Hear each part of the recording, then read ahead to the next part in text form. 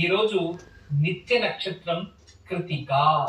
అందువలన ఈ రోజు అశ్విని మఖ మూల నక్షత్రం వారికి విపత్తార, భరణి పుబ్బ పూర్వాషాఢ నక్షత్రం వారికి సంపద తార విశేషమైన రోజు. కృతిక ఉత్తరాషాఢ నక్షత్రం వారికి జన్మతార ఈ రోజు.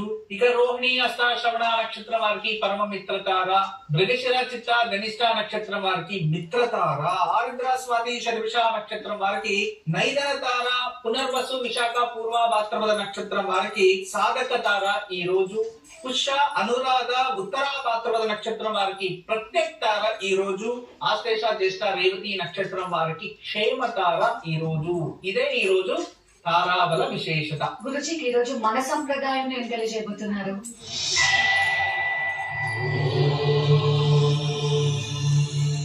మన సంప్రదాయంలో వ్యవసాయానికి కూడా ముహూర్తాలు చూడడం సంప్రదాయమే. అదే విధానంగా ఏ శుభకార్యం ఆచరించాలన్నా అది ఒక సంప్రదాయమే.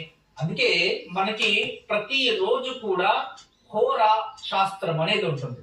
అంటే ప్రతి 40 నిమిషాలకి 1 గంట 2 గంటలకి కూడా ఒక లగ్నం లాగా, హోరా లాగా, రాహు కాలం, గుళిగండ కాలం, యమగండ కాలం, గుళిక కాలం, ఇలా చాలా ఉన్నాయి. ప్రపంచంలో ఇవి లేదు, ఇవి భారతదేశంలోనే ఉన్నాయి. అందుకే భారతదేశంలో ఉన్న సంప్రదాయం టైమింగ్స్ ప్రపంచంలో ఎక్కడ లేదు. ఇక్కడ వచ్చి బెబోలియన్స్ కావచ్చు, ఈజిప్ట్స్ కావచ్చు, మన భారతదేశంలో నాగరికత నేర్చుకోవడానికే వచ్చి అదే విధానంగా ఎన్నో శాస్త్రాల్ని అభ్యసించి వాళ్ళు అక్కడ వెళ్ళి దాన్ని డెవలప్మెంట్ చేసుకున్నారు. అయితే ఇక్కడున్న పరమ మూర్ఖులు వీటిని ఇంకా మూఢనమ్మకాలనుకునే బతుకుతూ ఉన్నారు. సూర్యోదయానికి ఒక సమయం అని ఉంటుంది. ఆ సమయానికి సూర్యుని కిరణాలు భూమికి వస్తాయి. సూర్యాస్తం మించోకే అని పంచాంగంలో ఉంటుంది. ఆ సమయానికి సూర్యుడు అస్తమిస్తాడు. వీటన్నిటి కూడా పంచాంగ శాస్త్రం పూర్వం నుంచి వచ్చింది.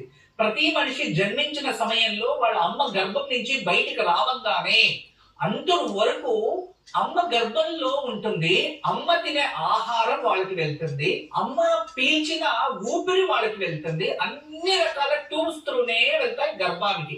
చూడండి ఎంత గొప్ప ఆశ్చర్యం ఇది. అన్ని వెళ్తాయి. ఇది ప్రపంచం అంతా అన్ని జీవరాశులకి అలాగే వెళ్తాయి. అమ్మ పేగు తగి బయటకు వచ్చిన తర్వాత ఆ పేగు త్రూ మీరేమైనా పంపించగలరా? No, impossible. అంతే కదా. అప్పుడు అన్ని నోటి నుంచి, చెవుల నుంచి, శబ్దాలు ఇవన్నీ కూడా ఇలా. ఎప్పుడైతే అమ్మ గర్భం నుంచి బయటకు వస్తుందో ఆ వచ్చే సమయం ఏదైతే ఉంటుందో అదే జనన లగ్నం.